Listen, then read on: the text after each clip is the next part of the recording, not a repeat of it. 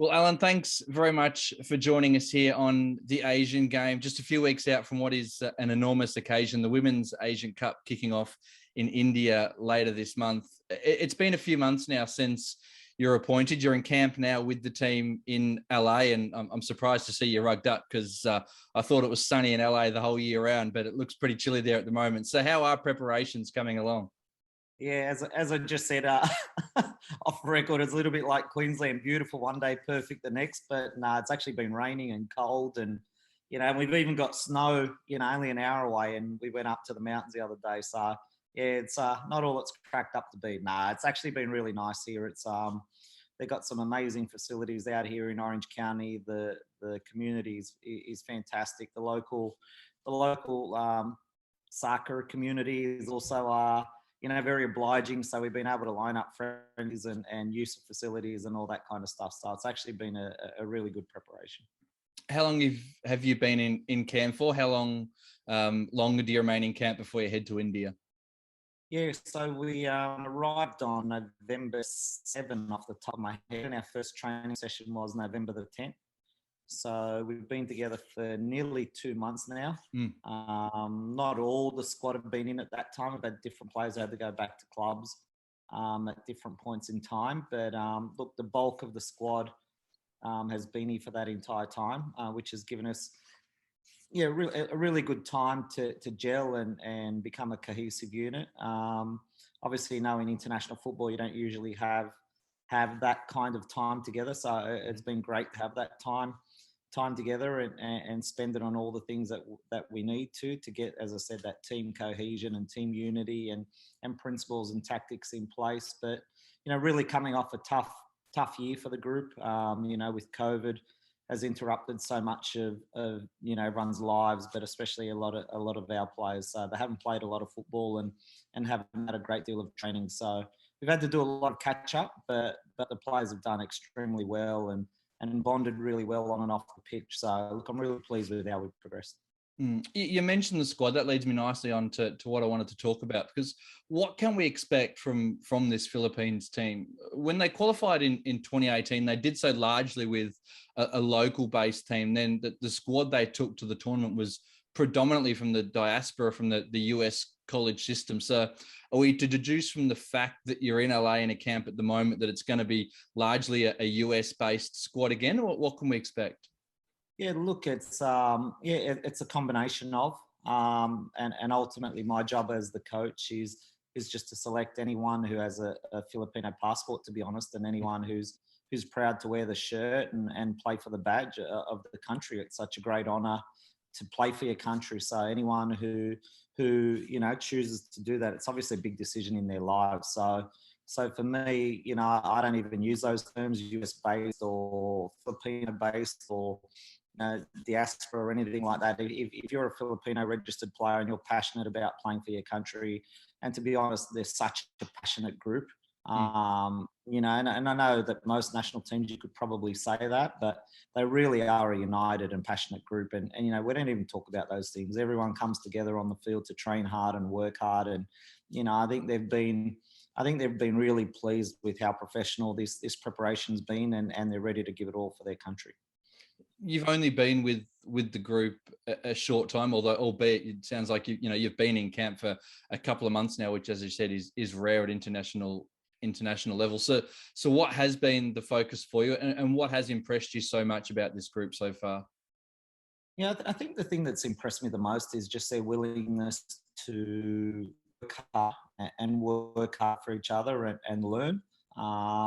They're really sponges in terms of wanting to take on as much information as they can. Again, whether that's during training sessions or video sessions or just chatting after the game. They're probably the most, I don't even know the word. They're probably just the hungriest to want to learn and get better and improve. And they know that they've got a long way to go to become a really competitive nation against the big superpowers of Asia, but there is a real hunger there and desire to bridge that gap, and the unity within the group as well. It's just really impressed me. So when you put those two factors together, it does give you a lot of hope and promise for the future, and know that there's a lot of potential in in this group to grow over not only the next 2-3 weeks in the Asian Cup, but I think the next 2-3 years, 4 years and 5 years, even beyond that. I really think that this team can really rocket up the rankings. Is that what appealed to you about this job when it was presented to you? Because obviously, coaches can be a little bit picky and choosy with what jobs they like. Some clubs will appeal more than others, or some nations will appeal more than others. Is that what appealed to you with this one? You saw that there was such a growth potential with them?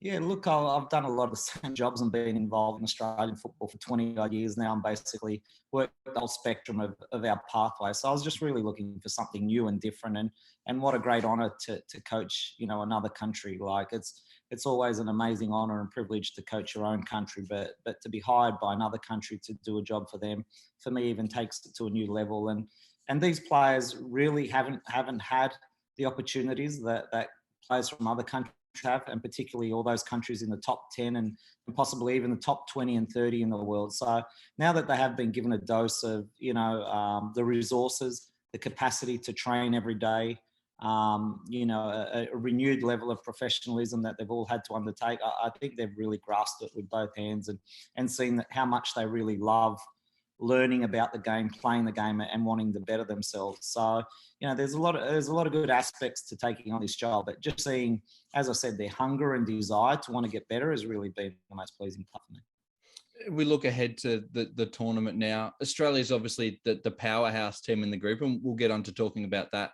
clashing in the moment. But the other two teams in the group, Thailand and Indonesia, both Southeast Asian nations, rivals, if you could call them that as well. So do you see a real opportunity there for this team to be able to achieve something and perhaps finish second in that group? Yeah, look, everything's up for grabs, I think, in this tournament. It's obviously the first time, I think, ever, but definitely in a long time, that the Asian Cup's gone to 12 teams and 3 groups of 4. We haven't had that format in my lifetime, as long as I've been involved in the last 20 odd years. So, it brings a lot of different dynamics to the tournament.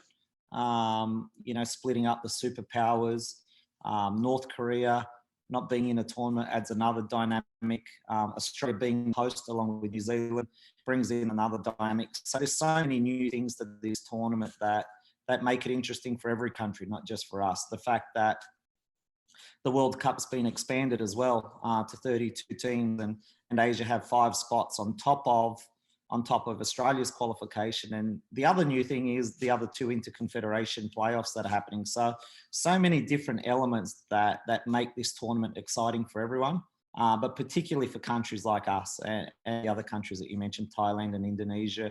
And I'm sure Vietnam and Myanmar and Iran and Taipei and India put themselves in that same bracket where there's a massive opportunity to qualify for the World Cup and really grow the games back in their own countries. So, we definitely put ourselves in that bracket, and that's certainly been the objective from day one, that we want to snag one of those World Cup spots and doing everything we possibly can, living away from home basically for 3 months to try and achieve that goal.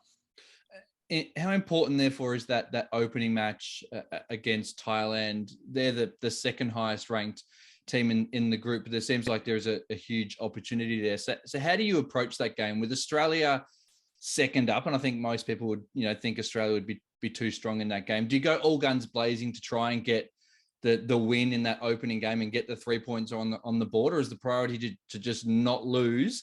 So you don't, so it's not all over, once you play Australia and you've just got that Indonesia game. So how do you approach, I guess, the tournament and each individual match? Yeah, look, in a tournament like this and World Cups in the past with 24 teams have the same dynamics where a couple of third place teams can go through. But when you have tournaments like this, it just opens up every new dynamic where every point, every goal just becomes so critical, because not only are you playing against the teams in your own group, you're also competing against potentially second place teams or third place teams in other groups. So every goal, every point, every moment becomes even more critical than it normally would in a normal, 8, 16 or 32 type tournament. So, Thailand for me, below the big 4 that are in the tournament in Korea, Japan, China and Australia are the next cab in the rank in terms of, their recent history, in terms of the playing experience within the group. They've been to the last 2 World Cups. They've been very competitive.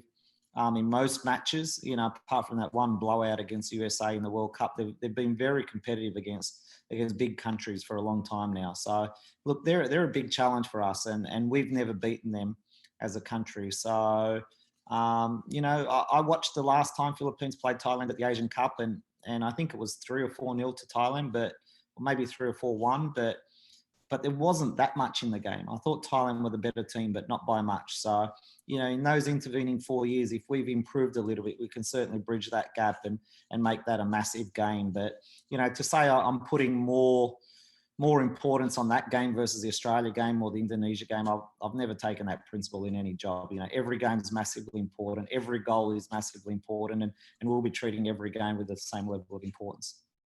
Let's talk about that Australia game now, though, because it's the game everyone, especially back here in Australia, will be focusing on. It almost seemed written in the stars that, the Philippines would be drawn with Australia as soon as it was announced that you'd taken the job. So what was your reaction when, the draw ended up going that way? And how do you feel about it now? Does that match carry any extra significance and any extra feeling for you, particularly with the way things ended with Australia?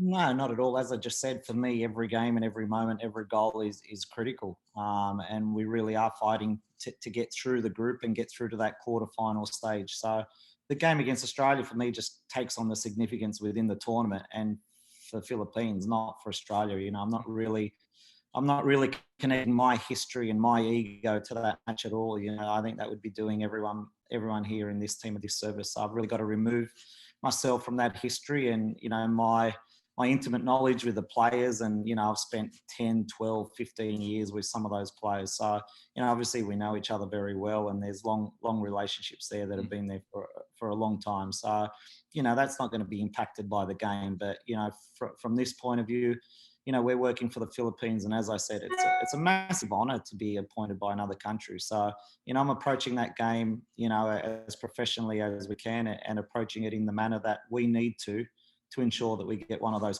quarterfinal berths and progress through to the next stage. You mentioned, you've known these players in the Australian team for such a long period of time. Will it feel weird coaching against them, given that you coached them for a long time, to now be on the opposition bench? Will that feel a little bit weird for you? I don't know. I haven't been in that shoes before. I'm assuming it probably will for a small period, and coaching against your own home country, I guess, I've never done that before, but, I've coached against most of those girls in the W League as well. So, and even at training sessions they were always in different teams. So look, it's for me, it's another game, but more importantly, from our perspective, it's a massive game, but also a massive learning opportunity for our players. They don't have the international experience that especially the big teams in the tournament do.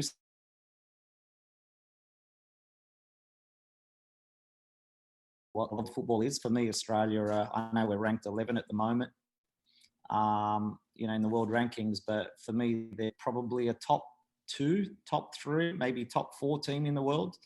There's no doubt in my mind that they can compete with America and France and Holland and all those top countries and beat them on any given day. So, for our players, it'll be a great experience and get to see the level of, great players like Sammy and Ellie who are doing well at Chelsea and Lyon and the big clubs of the world. So, there's no better way to improve yourself than to gauge yourself against some of the best players in the world. Well, the good news for everyone back here in Australia is that match will be live in prime time on Channel 10. So everyone will be able to sit down and watch that one. Just finally, though, you had such a long period involved with women's football in Australia, playing right across Asia, and now you're back into the fold with the Philippines. So I'm keen to get your view on how you've seen the women's game in Asia evolve over that period of time, and where you think it still needs to improve.